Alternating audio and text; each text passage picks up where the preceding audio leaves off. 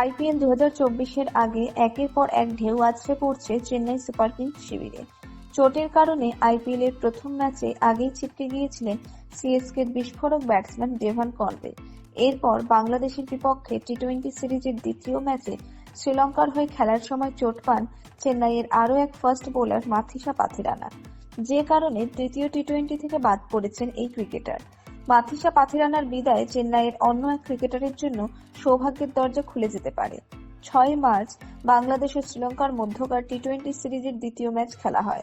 এই ম্যাচ চলাকালীন চোট পেয়েছিলেন শ্রীলঙ্কা তথা চেন্নাই সুপার কিংসের তারকা বোলার, তবে পাথিরানার পরিবর্তে খুঁজে পেয়েছে চেন্নাই দল।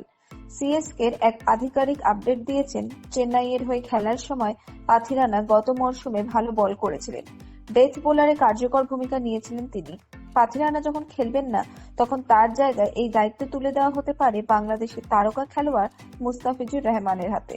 গত মরশুমে চেন্নাই সুপার কিংসের হয়ে 12টি ম্যাচ খেলেছিলেন মাথিসা পাথিরানা।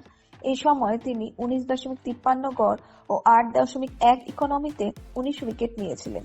এখনো পর্যন্ত আইপিএলে মোট 14টি ম্যাচ খেলেছেন। 2022 সালে আইপিএলে অভিষেক হয়েছিল তার। দিল্লি ক্যাপিটালসের হয়ে আইপিএল এর গত আসরে খেলেছিলেন বাংলাদেশের তারকা ক্রিকেটার মুস্তাফিজুর রহমান। এবছর চেন্নাই দল এই ক্রিকেটারের ওপর ভরসা রেখেছে। 2018 সালে মুম্বাইয়ের হয়ে অভিষেক হয়েছিল এই ক্রিকেটারের। এখনো পর্যন্ত আইপিএলে মোট 48টি ম্যাচ খেলেছেন তিনি।